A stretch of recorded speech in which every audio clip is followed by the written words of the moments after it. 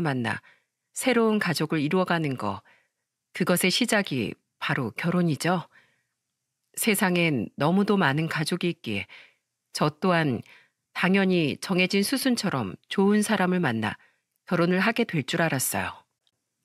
하지만 쉽게만 여겼던 그 결혼이 얼마나 어려운 것인지 살면서 깨닫게 되었죠.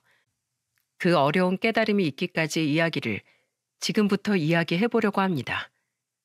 저는 어릴 적 시골에서 자랐습니다. 저희 부모님은 할머니를 모시고 살며 작게 농사를 지으셨거든요. 가난했던 저희 집은 소박한 삶을 살았지만 불행하다고 느낀 적은 없었습니다. 저희 부모님은 따뜻하고 밝은 분들이셨고, 할머니는 세상에서 제일 귀하게 여기던 장남의 자식인 저와 오빠를 굉장히 예뻐해 주셨어요. 그런 어른들의 보살핌 아래에서 저와 오빠는 한적한 시골 마을을 뛰놀며 즐거운 어린 시절을 보냈죠. 지금 떠올리면 참 순박하고 평화로운 시절이었던 것 같습니다. 그런 시골 생활은 제 나이 7살에 막을 내렸습니다. 할머니가 병으로 돌아가신 후 아빠는 얼마 안 되는 땅을 처분하고 가족을 데리고 서울로 올라오셨어요. 부모님은 농사로는 이 가난을 벗어날 수 없을 것 같았고, 저와 오빠의 교육을 위해서라도 도시 생활이 나을 것 같다고 판단하셨다고 해요. 옛날하고 지금은 시대가 달라. 강훈이, 은정이 너희가 자랐을 땐 지식이 힘인 세상이 될 거다. 우리는 서울 변두리의 반지하 새방에 새들어 살았습니다. 아빠는 공장 생산직으로 일하셨고, 엄마는 살림을 하며 오빠와 제가 학교를 간 낮엔 참기름 가게에 나가서 일손을 도우셨어요. 좁은 방 한 칸에 네 식구가 살아야 했지만 긍정적인 부모님 덕에 여전히 우리 가족은 행복했습니다. 그렇게 단란하기만 할 줄 알았던 저희 집에 불청객이 한 명 있었는데, 그 사람은 바로 아빠의 동생이었던 고모였죠. 오빠, 새언니, 나 그 그지 같은 인간이랑 대판 싸우고 이혼했어. 여기서 살게 해줘. 제가 중학교 1학년이었을 때 우리 가족은 처음으로 새방을 벗어나 낡았지만 방이 3개나 되던 빌라로 이사를 했어요. 드디어 저에게도 저만의 방이 생기게 된 거죠. 하지만 이사한 지 얼마 되지 않아 서울에서 결혼 생활하던 고모가 저희 집으로 쳐들어온 겁니다. 그리고는 굉장히 뻔뻔하게 자기도 여기서 살게 해달라고 요구한 거예요. 내가 네 성격을 뻔히 아는데 너희 새언니 고생시킬 일 있어? 안 돼. 내가 근처에 방 얻어줄 테니까 우리 집 근처에서 살아. 이전에 가끔 만났던 고모의 성격은 어린 제가 느끼기에도 뻔뻔하고 참 철딱서니가 없었어요. 아빠 또한 그런 고모의 성격을 잘 알고 있었기에 무리해서라도 방을 얻어주겠다며 고모를 내보내려고 하셨죠. 하지만 고모는 아빠가 계속 반대하자 엉엉 우는 신용을 하며 저희 엄마의 발에 매달리더군요. 그럼 그 인간이 불임인 나 때문에 자기 인생 다 꼬였다면서 시비를 거는데 가만히 있어? 내가 애 안 낳고 싶어서 일부러 불임이 됐냐고. 이 무서운 서울바닥에서 나 혼자 어디 가서 살라고 그래. 여자 혼자 살다가 무슨 일이라도 생기면 오빠가 책임질 거야? 새언니, 제발 불쌍한 저 좀 받아주세요. 저는 기억나지 않지만 고모는 제가 2살 때까지 우리와 함께 살았다고 해요. 그런 고모의 모습에 마음이 약해진 엄마는 아빠를 설득하셨고, 그렇게 고모는 우리와 함께 살게 되었죠. 애게, 은정이 네 방엔 침대도 없어? 고모는 벽 쪽 아니면 잠 못 자거든? 은정이 네가 문 쪽에서 자. 알았지? 아이고, 편하다. 부모님이 받아주겠다고 말씀하시자마자 고모는 언제 그랬냐는 듯 씩 웃으며 제 방을 차지하셨습니다. 드디어 제 방이 생겼다고 좋아했더니 저는 결국 고모와 방을 같이 쓰게 되었죠. 부모님은 울상인 제게 미안해하셨어요. 미안하다, 은정아. 그래도 사람 왔다 갔다 하는 거실에서 고모를 재울 수는 없잖니. 아니다, 그러지 말고 네 아빠를 네 오빠 방에서 자게 하고 엄마가 고모랑 잘 테니까 은정이 네가 혼자 방을 쓰자. 그게 낫겠다. 아니야, 엄마. 난 괜찮아. 괜히 내가 엄마랑 아빠 이상가족 만들 일 있어? 그래요, 새언니. 애가 괜찮다잖아요. 얘, 은정아. 넌 기억 안 나겠지만 너 어릴 때 고모랑 자주 같이 잤어. 고모가 네 젖병도 자주 물려주고 네 똥기저귀도 많이 갈아줬다. 저는 부모님을 위해 고모와 같이 방을 쓰겠다고 말씀드렸어요. 하지만 고모와의 동침은 생각보다 더 고역이었죠. 고모는 밤마다 엄청나게 코를 골았고 성격은 여전히 제멋대로에다 뻔뻔하기까지 했으니까요. 얘 은정아, 너 책상 좀 잘 치워봐봐. 여자애가 왜 이렇게 깔끔하지 못해? 제가 치워놓으면 고모가 다시 휴지도 아무 때나 두고 먹은 과자 껍질 올려놓고 막 어디로 놓는 거잖아요. 같은 방 쓰는 가족끼리 누가 어지르고 누가 치우면 좀 어때? 고모가 일부러 그런 게 아니라 하루 종일 식당에서 서서 일하다 보니까 힘들어서 그래. 아휴, 삭신아. 그러고 있지 말고 고모 다리나 좀 주물러봐. 다리가 너무 아파서 요새 통 잠을 못 자겠어. 못 자긴 다리 주무르기 시작하면 1분도 안 돼서 코 골고 잠들 거면서 라고 하고 말하고 싶은 마음을 꾹 참고 저는 입을 삐죽이며 고모의 다리를 주물렀습니다. 거기까진 그래도 괜찮았어요. 제가 무엇보다 마음에 들지 않았던 건 고모가 엄마에게 이것저것 요구하는 모습이었죠. 새언니, 저번에 끓여준 해물탕은 맛이 영 별로더라고요. 오늘 국은 신경 좀 써서 해주세요. 새언니, 빨래할 때 신경 좀 써야겠어요. 제 흰 티에 김치 얼룩이 그대로 남아있더라고요. 아빠는 고모가 그럴 때마다 고모에게 잔소리를 했는데 고모는 아빠에게 혀를 낼름 내밀며 도망치곤 했어요. 무슨 어린애도 아니고 참 사람이 철딱서니가 없어 보였습니다. 게다가 엄마는 고모에게 핀잔을 주면서도 그걸 다 받아줬는데 고모를 싫어하던 저와 오빠는 그런 엄마가 이해되지 않았어요. 엄마, 왜 고모 말을 다 들어줘? 너희 고모가 너희 할머니가 어릴 때부터 남의 집에 식모살이를 하라고 보내서 주변 사람들하고 어울리는 법을 잘 몰라서 그럴 거야. 너희 큰아버지가 일찍이 병으로 죽고 그제야 너희 할머니가 고모를 다시 집으로 불러들였는데 그때도 내가 시집 오기 전까지 너희 아빠 밥 차려주고 옷 따라주면서 집안일을 다 했다는구나. 나 처음 시집 왔을 때 너희 고모가 집안 살림을 다 알려주면서 자긴 이제 집안일에서 졸업하고 싶다고 했어. 자긴 살림이라면 이골이 난다고 말이야. 그러면서도 부모님 보고 싶어서 몰래 울던 나를 달래주고 기분 풀라며 빈대떡에 막걸리까지 가져다 주던 사람이 바로 네 고모란다. 물론 결국엔 자기 혼자서 잔뜩 마시고 취하긴 했지만 말이야. 네 고모 그렇게 나쁜 사람 아니야. 물론 뭐 저 성격은 나도 종종 얄미워서 입을 한 대 콱 때려주고 싶을 때가 있긴 하지만 말이야. 저는 처음 듣는 고모의 과거에 참 마음이 복잡해졌습니다. 나중에 알고 보니 고모에게 마음에 빚이 있던 아빠는 결혼 생활을 하던 고모를 종종 만나 생활비를 쥐어주셨다고 해요. 고모가 저희 집에 들어왔을 땐 자신의 마음의 빚 때문에 엄마를 고생시키기 미안해 온전히 고모의 편을 들어주지 못하셨던 거죠. 저는 그 뒤로도 여전히 고모가 얄밉게 느껴졌지만 한편으론 또 안쓰러운 마음이 가시질 않더라고요. 그러다 제가 중학교 3학년 때 이런 일이 있었어요. 여기 오창숙이 어딨어? 오호, 네가 내 남편 꼬드긴 오창숙이냐? 나 박도필이 안 사람 되는 사람이다. 어디 오늘 너 죽고 나 죽자. 나 진짜 그 인간이 유부남인지 몰랐다고. 나도 피해자야.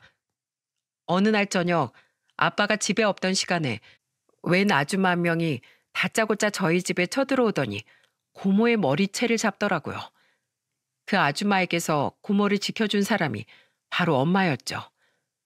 엄마는 그 아줌마에게 마구 소금을 뿌리며 그 아줌마를 쫓아냈어요. 어딜 감히 내 가족한테 손찌검이야. 잡으려면 당신 남편이나 잡아, 이 무식한 여편네야. 우리 시누이가 철딱선이 없긴 해도 그렇게 몰상식하고 비도덕적인 사람은 절대 아니야. 썩 꺼지지 못해? 그날 고모는 바닥에 주저앉아 한참을 울었습니다. 그 모습이 너무 서러워 보여 고모가 너무 측은했던 전 고모를 안고 함께 울었죠. 은정아, 이 고모 팔자가 왜 이렇게 박복하니? 어릴 적에도 그렇게 인생이 힘들더니 왜 이 나이를 먹었어도 인생이 이러냔 말이야. 겨우 결혼해서 행복해지려나 싶었는데 내가 애 못 낳는 몸이라질 않나. 남편이란 놈은 그런 날 구박하다 못해 손찌검까지 해서 이혼하질 않나. 이제 겨우 좋은 놈 만났나 싶었더니 더러운 유부남이라니. 정말 내 인생이 왜 이런지 모르겠다. 아이고, 서러워. 엄마 또한 고모를 끌어안고 흐느끼셨고 오빠는 머쓱하게 겨우 진정된 고모에게 물을 떠다 주더군요. 그렇게 우린 미운정, 고운정이 들어가며 서서히 가족이 되고 있었습니다. 제가 성인이 되며 저희 집안은 사정이 많이 피기 시작했어요. 아빠가 돈을 모아 시작한 공장도 자리를 잡았고 그동안 악착같이 모은 돈에 대출을 껴서 방 4개짜리 아파트로도 이사를 갈 수 있었죠. 당연하게도 고모 또한 우리와 함께 이사를 했고요. 저는 드디어 고모와 따로 방을 쓰게 됐는데 웃기게도 항상 아웅다웅하던 고모가 함께 방에 없으니 왠지 허전함이 느껴지더라고요. 정이라는 게 참 이렇게 무서운 거였죠. 자식 교육만큼은 굉장히 열성이셨던 부모님 덕에 저와 오빠는 서울의 좋은 대학에 진학할 수 있었습니다. 학교가 각자 다르긴 했지만 오빠는 학교 근처에서 자취를 하던 반면 저는 2시간씩 걸려 통학을 했어요. 어렸을 때부터 아끼던 것이 버릇이 되었던 터라 월세가 아깝게 느껴지기도 했고 혼자 산다는 것이 무섭기도 했거든요. 그리고 제가 30이 되었을 무렵엔 저희 집은 어느덧 꽤나 여유 있는 집이 되었습니다. 아빠의 공장이 생각보다 잘 되어 날이 갈수록 규모가 커져가고 있었거든요. 공무원이 된 오빠는 먼저 결혼을 했고 아빠는 오빠에게 2억을 지원해 주셨습니다. 그리고 이사를 올 때도 돈 한 푼 보태지 않았던 고모는 놀랍게도 오빠에게 3천만 원을 내어주시더군요. 내가 생활비도 별로 안 내고 집값도 안 드는데 번 돈을 죄다 썼을까 봐? 내 조카들 결혼할 때 주려고 꼭꼭 모아뒀지. 부모님은 처음으로 어른다운 짓을 한다며 고모를 놀리시더라고요. 그리곤 이제 저만 시집을 보내면 되겠다며 웃으셨죠. 하지만 부모님의 기대와 달리 저는 오래도록 결혼을 하지 못했습니다. 나이 33세 저는 무려 5년 동안 만난 남자친구와 헤어졌는데 이유는 남자친구가 자신은 결혼 생각이 없다고 제게 통보했기 때문이었어요. 이럴 거면 왜 결혼하고 싶어 하던 저를 5년이나 붙잡고 있었나 싶었죠. 그리고 그놈은 기가 차게도 저와 헤어진 지 1년 만에 저보다 훨씬 어린 여자랑 결혼을 했더군요. 엄청난 배신감을 느꼈던 전 남자란 존재에게 환멸까지 들어 무려 3년 동안 남자를 만나지 않았습니다. 그런 제가 예비 남편을 만난 건 한 영어 스터디 모임에서였어요. 유명한 통신회사 본사 다니신다고요? 이야, 대기업 다니시네요, 은정 씨. 국호 씨가 다니는 회사도 저희 회사만큼 대기업이시잖아요. 아, 그건 그렇죠. 이 대기업이라는 게 연봉이 센 만큼 계속 공부를 해야 도태되지 않는 것 같아요. 그렇죠? 자신은 진취적인 삶을 살고 싶다던 예비 남편은 성격 좋고 쾌활한 사람이었어요. 게다가 첫눈에 반했다며 끈질기게 제게 구애를 해오는데 헤어진 전 남친과 달리 저를 굉장히 좋아해 주시는 모습에 호감이 가더군요.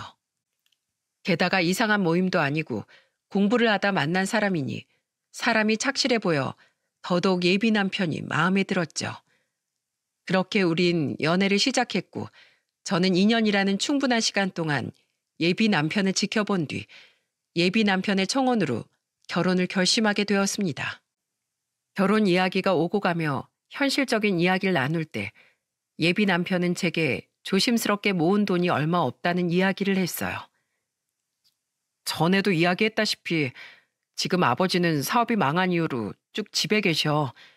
상실감이 크셨었나 봐. 엄마가 운영한 한복집도 요즘 하도 유명한 곳만 잘 돼선지 장사가 그렇게 잘 되진 않아서 우릴 도와줄 형편은 안 되셔. 난 아버지 사업 망할 때 아버지를 도우려고 모은 돈을 전부 들였어서 그 뒤로 모은 돈이 2천만 원밖에 없어. 연애 초부터 예비 남편의 가정 형편에 대해 몇 번 들었던 터라 저는 크게 개의치 않았습니다. 돈은 앞으로 열심히 모으며 살면 된다고 생각했거든요. 저희 부모님처럼 말이죠. 게다가 다른 것도 아니고 아버지를 도우려다 잃은 돈이니 오히려 아버지를 위해 그 큰 돈을 내놓을 생각을 한 예비 남편이 대단하게 느껴지기도 했습니다. 저희 부모님 또한 저처럼 생각하신 것 같더군요. 저희 집에 결혼 인사를 드리러 갔던 날, 아빠는 모은 돈이 적음을 죄송해하던 예비 남편에게 이렇게 말씀하셨죠. 나도 처음 결혼하고 애들 어릴 때까진 찢어지게 가난하게 살았네. 돈이야 부부끼리 합심해서 열심히 모으면 돼. 난 오히려 아버지를 위하는 자네 마음이 기특하게 느껴지네.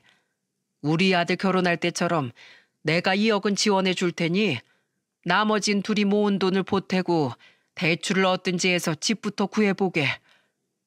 정말 감사합니다, 아버님. 아니, 장인어른. 저 정말 은정이 꼭 행복하게 만들어주겠습니다. 이후 우린 예비 시댁에도 인사를 갔습니다. 남편보다 먼저 결혼을 했다던 예비 시동생은 당시엔 오지 않았고 예비 시부모님과 지방에 살던 막내인 예비 시누이가 저를 반갑게 맞아주셨어요. 제게 너무 잘해주는 세 사람의 모습에 저는 긴장을 풀 수 있었죠. 이렇게 고운 색시가 우리 국호랑 결혼해준다니 얼마나 다행이야. 국호 너 평생 은정이한테 데려가줘서 감사합니다. 하고 절하면서 살아야겠다. 그쵸 여보? 새언니 듣던 대로 완전 기티나고 커리어우먼처럼 멋있어 보인다. 앞으로 꼭 저랑 친하게 지내요 새언니. 그리고 그날 저녁 고모는 저를 따로 불러 통장을 내미시더군요. 그 통장엔 고모가 오빠에게 주셨던 3천만 원에 무려 2천만 원이 더해진 5천만 원이 들어있었어요. 너희 오빠가 알면 서운해하겠지만 오래도록 살을 부비고 지내서 그런지 아무래도 난 은정이 너한테 더 마음이 쓰인다.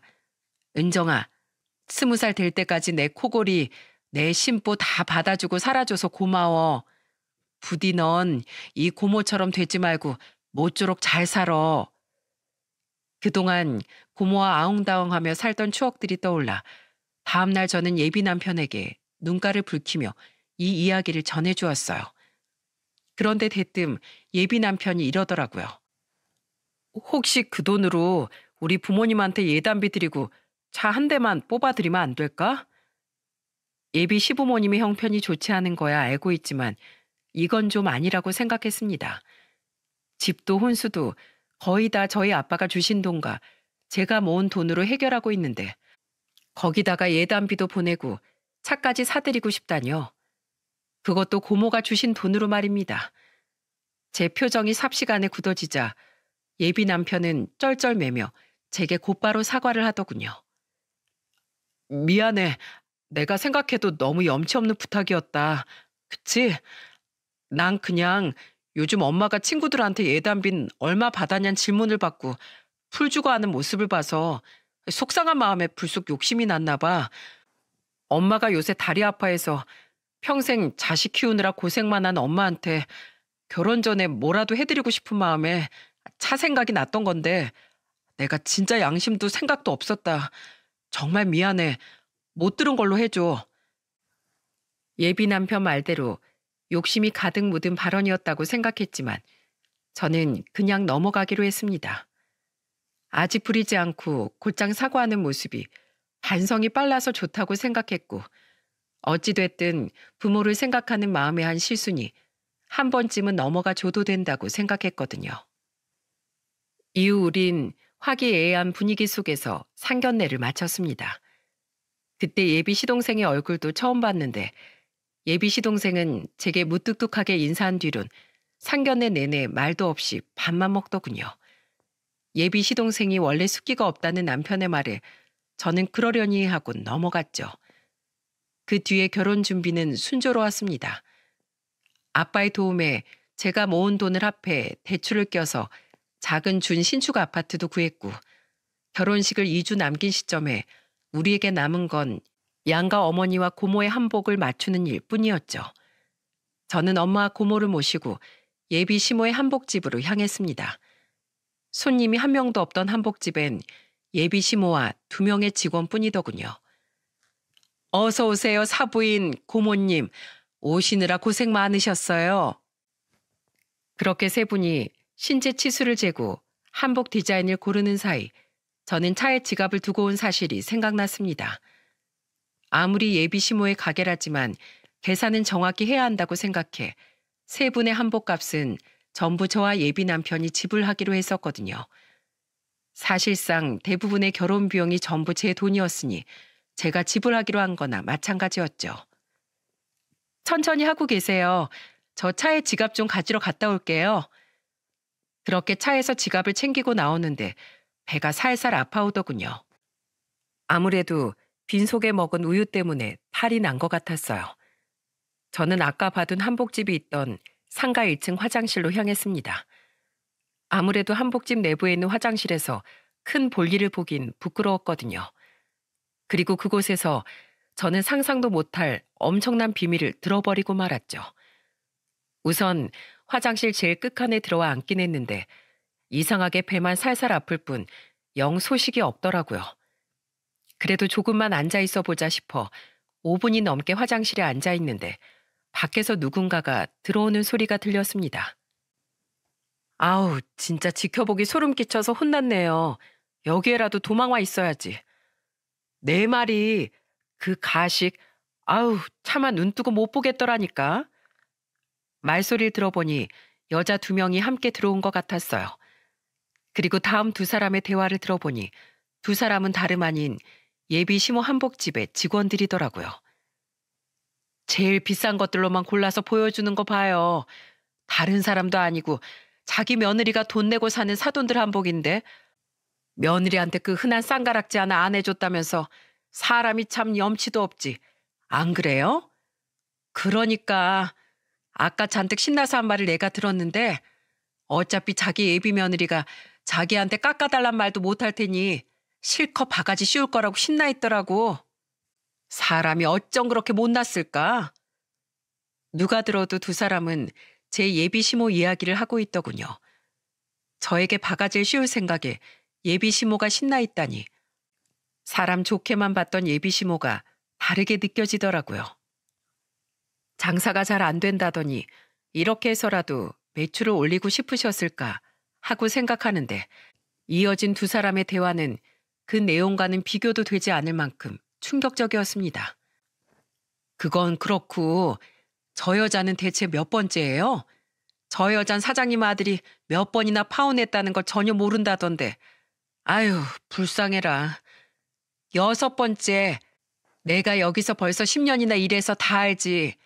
사장님이 그래서 나한텐 하나도 안 숨기고 미주알 고주알 다 얘기하잖아. 난 그냥 사장이라 꾹 참고 들어준 건데 소연 씨한테도 요샌 좀 얘기하더만. 그 큰아들 처음 2번은 바람 피운 거 걸려서 파혼당하더니 그 다음 2번은 여자 쪽 집에 대놓고 돈 요구해서 파혼당했지 뭐야. 그 큰아들이 일부러 접근해서 어떻게 잘 사는 집 여자들만 콕콕 물어와가지고 사장님 식구들이 예단비 얼마 달라, 예단으로 명품 사달라, 자기들 집 TV랑 냉장고 바꿔달라, 아주 난리도 아니었대. 4번째 여자한텐 자기 사업하고 싶으니까 돈 좀 대달라고 말했다가 뺨까지 맞았다더라고. 대놓고 저러는데 여자들이 파혼 안 하고 배겨? 그리고 마지막엔 소연 씨도 기억하지? 우리 같이 결혼식까지 갔다 왔잖아 왜. 그땐 드디어 저 상종 못할 집안 큰아들이 장가 가나 보다 싶었는데 신혼여행 갔다가 일주일 만에 헤어졌다고 했을 때 정말 기함을 했지. 근데 그땐 왜 결혼식까지 하고 파혼했던 거래요? 제가 듣기로 그땐 대놓고 돈 요구하면 또 파혼당할까 봐 자기들이 어떤 사람들인지 꽁꽁 숨기고 결혼한 뒤에 며느리 돈 뜯어먹으려고 했다던데. 그땐 그 큰아들이 아예 자기 직업을 변호사라고 속였대. 고소득 직장 다니던 여자한테 접근하려고. 참 되도 않는 거짓말이지 뭐. 변호사는 무슨. 그 큰아들 그 대기업 하청업체 다니잖아.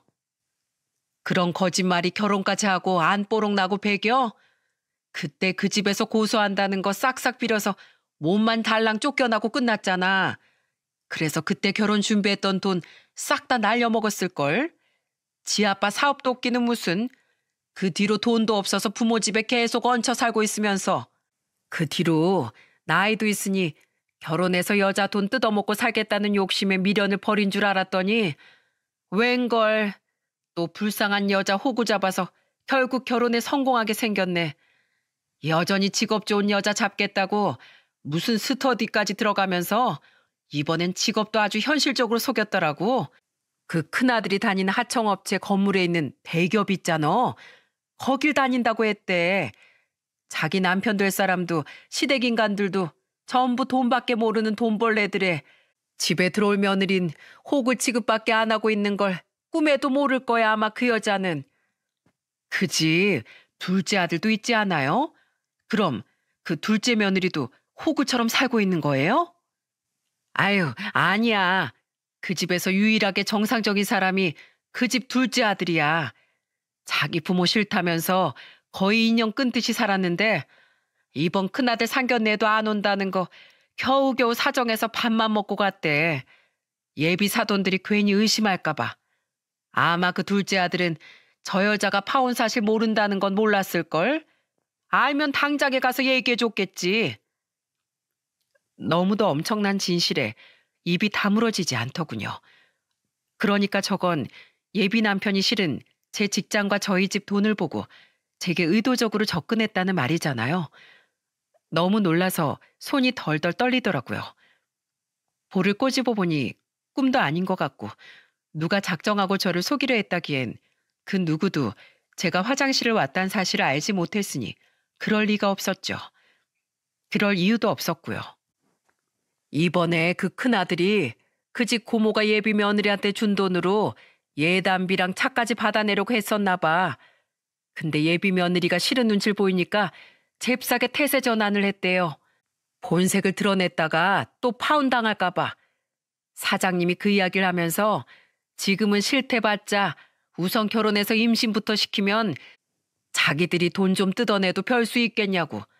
결혼하면 빨리 우선 혼인신고부터 시켜야겠다며 투덜대더라. 더 소름 돋는 게 뭔지 알아? 그 사장님 사는 전셋집 있지? 그거 이번에 계약 연장 안 할 거라고 집주인한테 미리 얘기해놨대. 그 예비 며느리랑 예비 사돈이 구한 아파트 있지? 거기에 방이 2개니까 방 하나는 자기들이 쓰면 되겠다면서 말이야. 그리고 전셋집 뺀 돈으로 계속 대출로 막았더니 가게 대출부터 갚을 거래. 그걸 예비 며느리가 받아줄까요? 이미 집도 절도 없는 상태에서 설마 시부모를 쫓아내겠냐고 막 웃더라고. 큰아들하고는 이미 다 얘기가 됐대. 아무튼 그 여자만 불쌍하게 된 거지 뭘. 아유 그러네요 진짜. 어쩜 사람이 그렇게 돈밖에 모르죠? 제가 봤는데 이번에 몇 번 왔던 손님들한테까지 청첩장을 다 주더라고요. 한 번 결혼식을 올려서 올 사람도 많이 없을 테니까 어떻게든 축의금 더 걷어보겠다고요. 저한테도 손님들한테 적극적으로 청첩장 돌리라고 하더라니까요. 무슨 전단지도 아니고. 에휴, 우리 이제 들어가요. 지금이야 평소에 호구호구 거리던 예비 사돈들이 와 있으니까 천사인 척 하고 있지만 대놓고 너무 오래 자리 비우면 사장님 성격에 나중에 또 엄청 난리칠걸요? 그렇게 두 여직원이 나간 후에도 저는 한동안 자리에서 일어나지 못했습니다. 너무 끔찍한 진실에 머리가 핑 돌더군요. 그러더니 배 아픈 것이 가라앉자 갑자기 너무도 메스꺼워져서 저는 결국 구토를 하고 말았죠. 입을 헹구고 한복집으로 돌아간 전 저를 기다리고 있던 엄마 고모에게 집에 가자고 말했습니다. 한복 맞추다 말고 가겠다고? 왜? 어디 아프니 우리 윤정이? 갑자기 속이 너무 안 좋아져서요. 우선 오늘은 집에 가야 할 것 같아요 어머님. 정말로 파리해진 제 얼굴을 본 엄마와 고모는 깜짝 놀라 저를 데리고 한복집에서 나오셨습니다. 아프다는 말에 이러지도 저러지도 못하고 예비 시모는 우리를 배웅했는데 곁눈질로 보니 똥 씹은 표정을 짓고 있더군요. 저 표정이 그동안 꽁꽁 숨겨왔던 저 사람의 본 모습이구나 싶어 저는 더더욱 속이 메스꺼워졌죠. 그리고 집으로 돌아오니 언제 그랬냐는 듯 속이 괜찮아졌습니다. 저는 저를 걱정스럽게 지켜보던 두 분에게 조금 전 화장실에서 들었던 예비 남편과 예비 시댁의 끔찍한 정체를 전부 털어놓았어요. 너무 분하고 화난 나머지 눈물조차 나질 않더군요.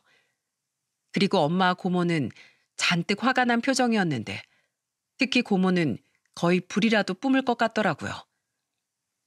완전 미친 집구석 아니야?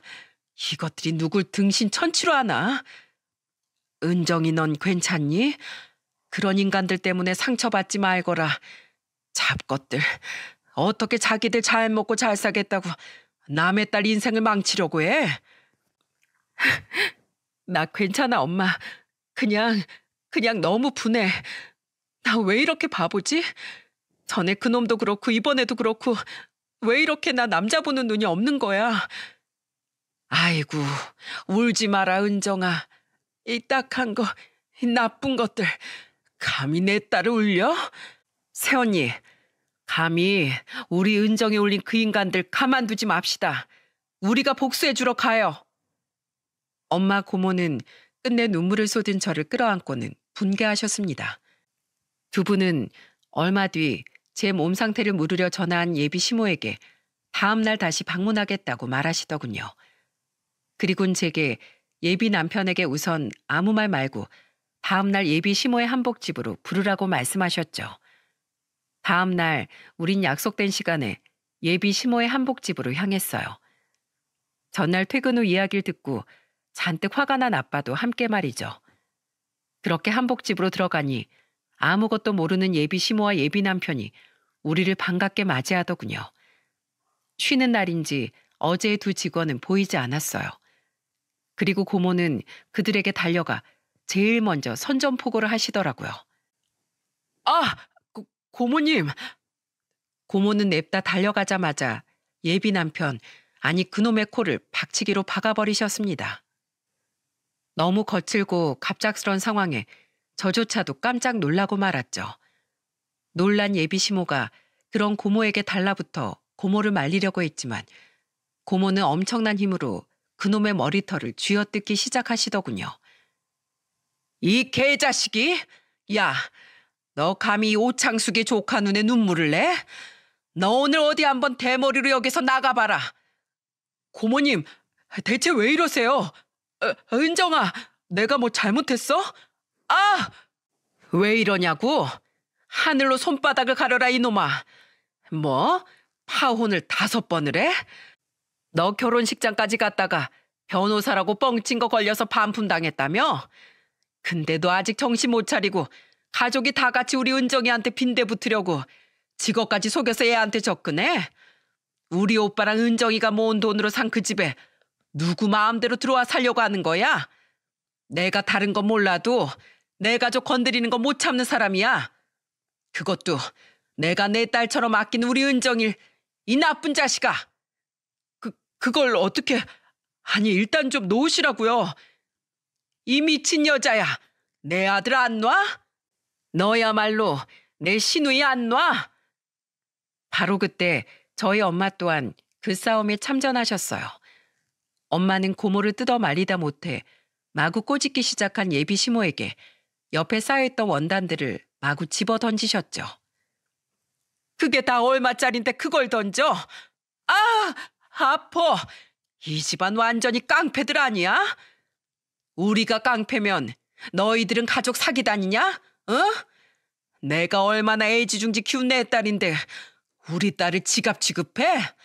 내 딸 눈에 눈물 낸 죄가 내가 너희들 쌍코피로 받아낼 거야? 엄마, 고모, 그만하세요. 이러다 두 분이 다치시겠어요.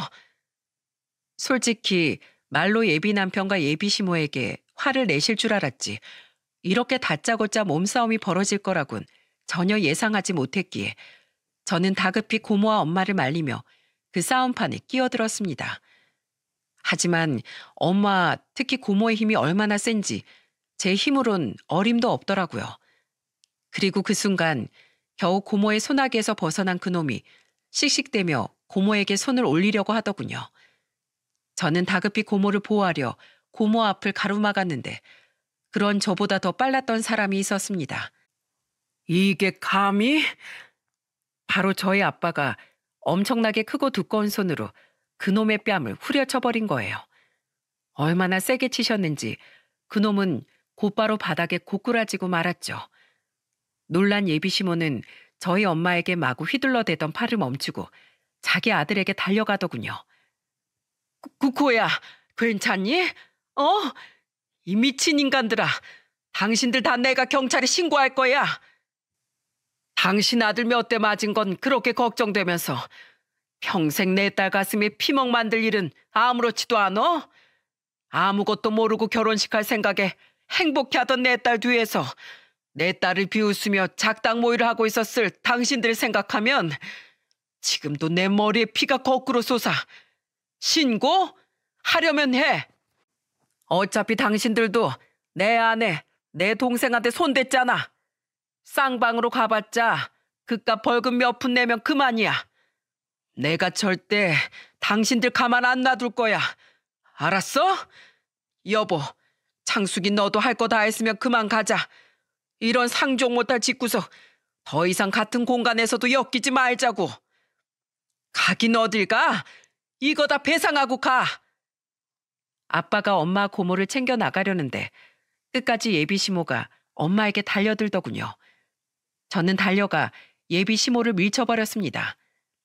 반동 때문인지 예비 시모는 그만 두 다리가 번쩍 들리도록 세게 바닥에 나동그라졌죠. 아이고, 내 허리야.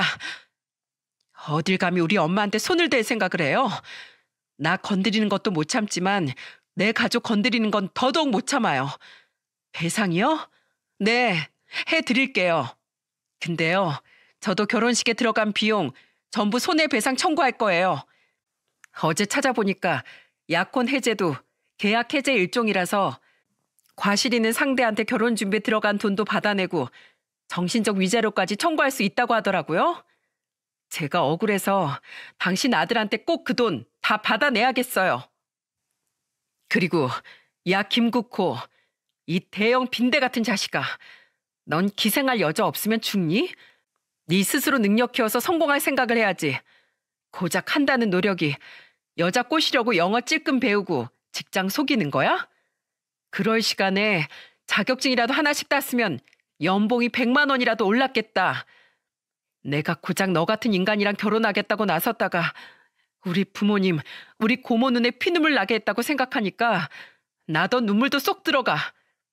너 딸 거한테 눈물 흘리는 것조차 세 분께 죄송해서. 개자식, 파혼녀 만들어줘서 고맙다. 이 상습 파혼남아. 예비 시모는 계속 허리를 잡고 뒹굴었고 그놈은 아빠에게 맞은 뺨이 생각보다 많이 아팠는지 차마 우리에게 달려들지 못하더군요.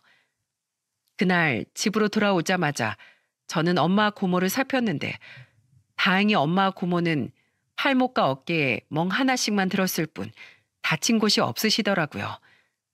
그제야 긴장이 풀린 전 두 분을 끌어안고 펑펑 울었죠. 그러다 다치면 어쩌시려고 대뜸 달려드셨어요. 제가 얼마나 놀랐는지 알아요? 이럴 거면 그냥 저 혼자 갔을 거라고요. 저 때문에 두 분이 다쳤으면 제가 죄송해서 두 분을 어떻게 봐요.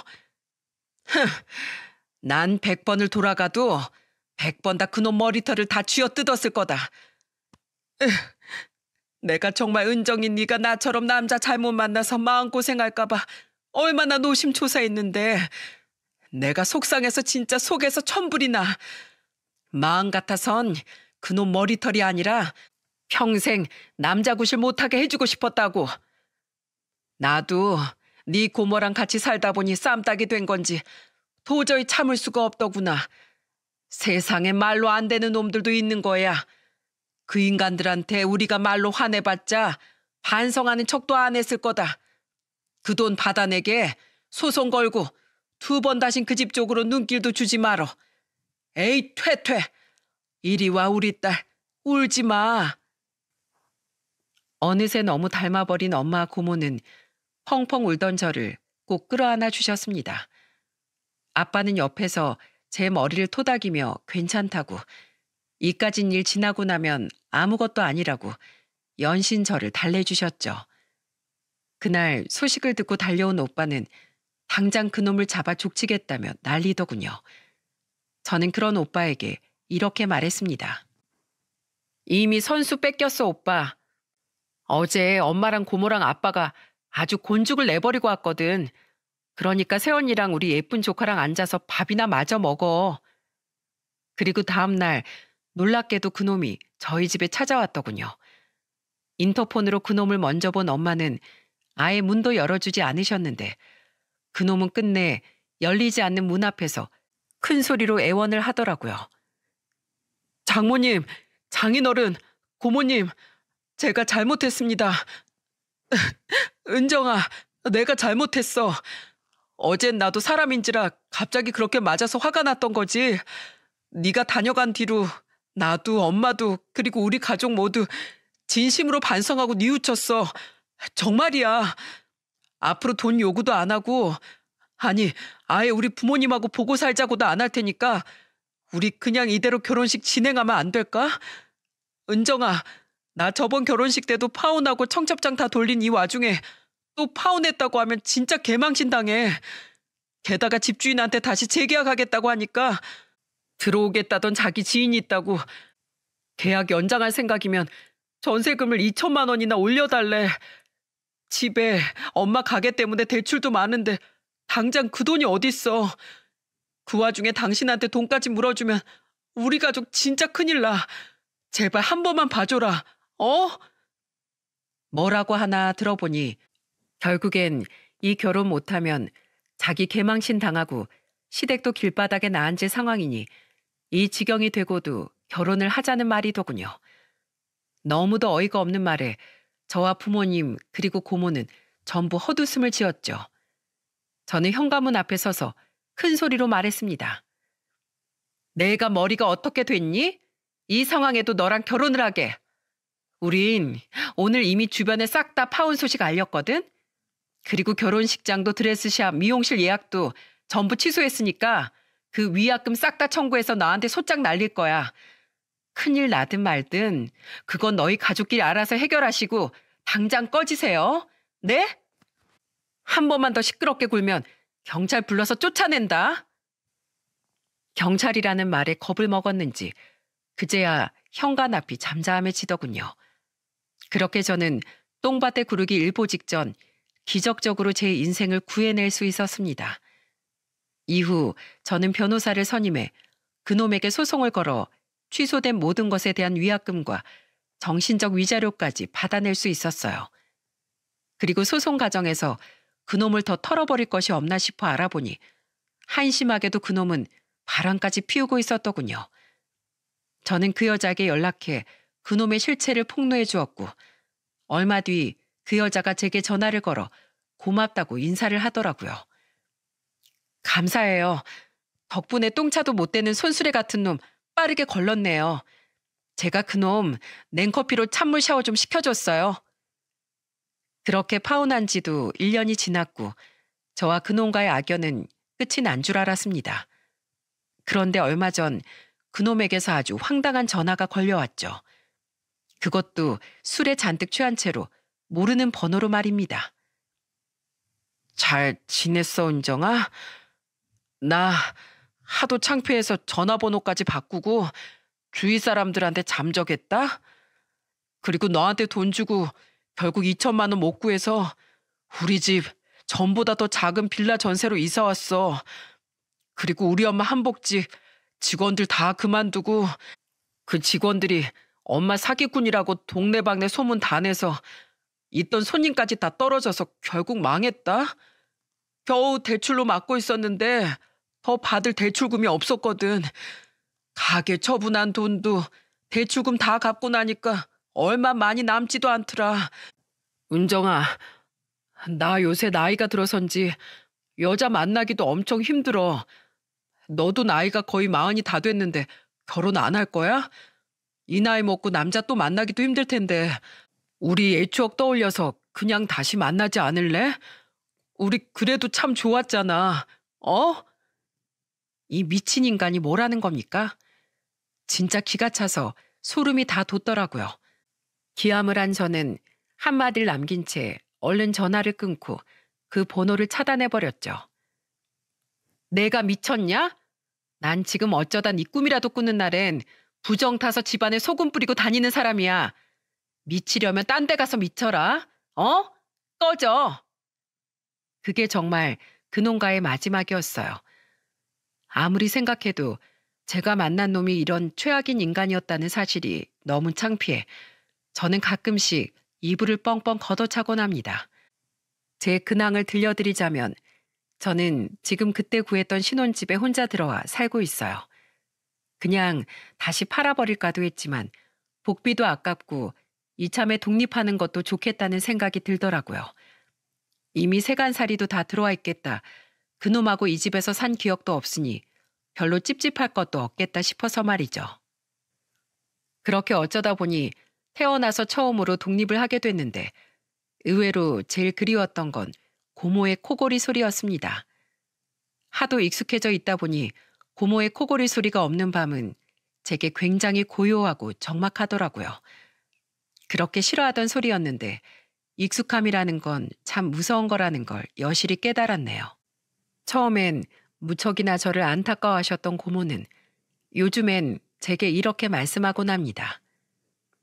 그래, 널 사랑해주는 가족들이 있는데 그깟 결혼 좀 안 하면 어때?